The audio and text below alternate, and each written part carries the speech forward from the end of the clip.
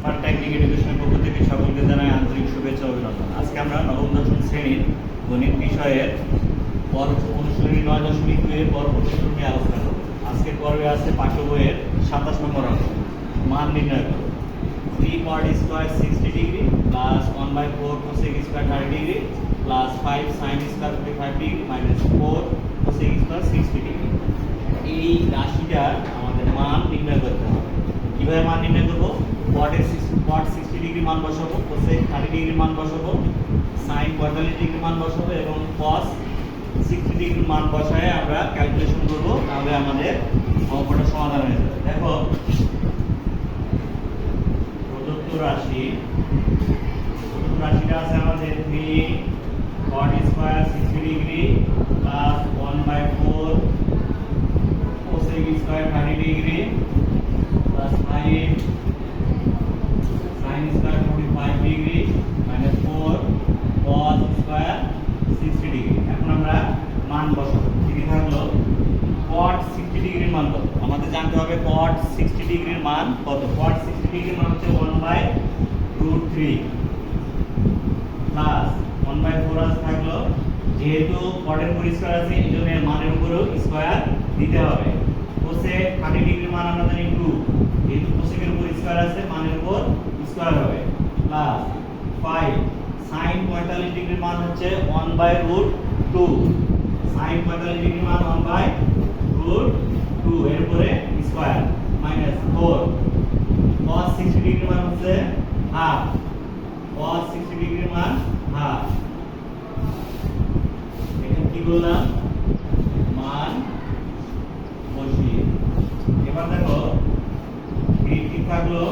1 এর উপর স্কয়ার মানে 1, রুট আর স্কয়ার যদি রুটের উপর স্কয়ার থাকে তাহলে রুট উঠে যায়, এখানে হবে শুধু 3 1/4 গুণন 2 আর 2 4 5 ইনটু 1/2 মাইনাস 4 ইনটু 1/4।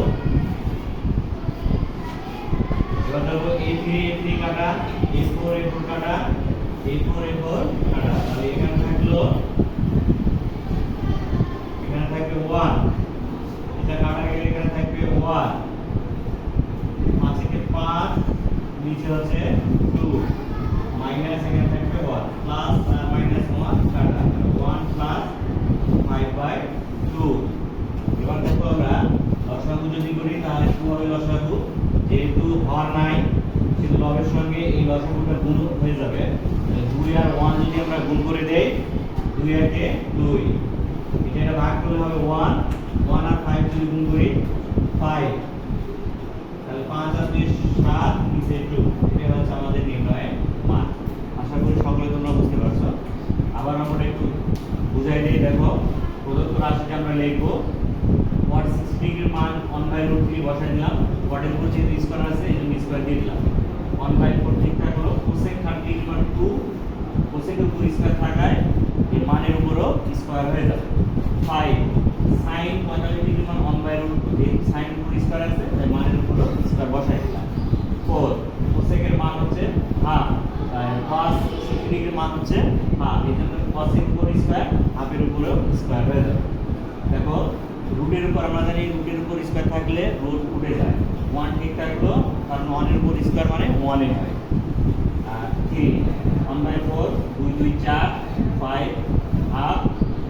দেখো এখানে লব আর হর সেম, এজন্য কেটে গেল। লব আর হর সেম, আমরা গুণ করার সময় অবশ্যই লঘিষ্ঠকরণ করব। যতক্ষণ পর্যন্ত না লঘিষ্ঠ শেষ হচ্ছে ততক্ষণ আমরা কাটবো। লঘিষ্ঠকরণ, লঘিষ্ঠ বলতে ছোট করা আর গরিষ্ঠ অর্থ বড় করা।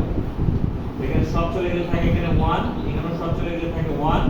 এটা উপরে লব আর লব গুণ করলে 5, নিচে হর 2 মাইনাস 1 প্লাস 1 মাইনাস 1 কাটা গেল 1 প্লাস 5/2। এটা লসাগু 2 হবে, লসাগু 2 দ্বারা যেহেতু এর হর কিছু নয় তাহলে লবের সঙ্গে সরাসরি গুণ হয়ে যাবে। 2 একে 2, এর হর আর লসাগু ভাগ করলে হয় 1, 1 এর সঙ্গে 5 গুণ করলে হয় 5, তাহলে 5 আর 2 7/2।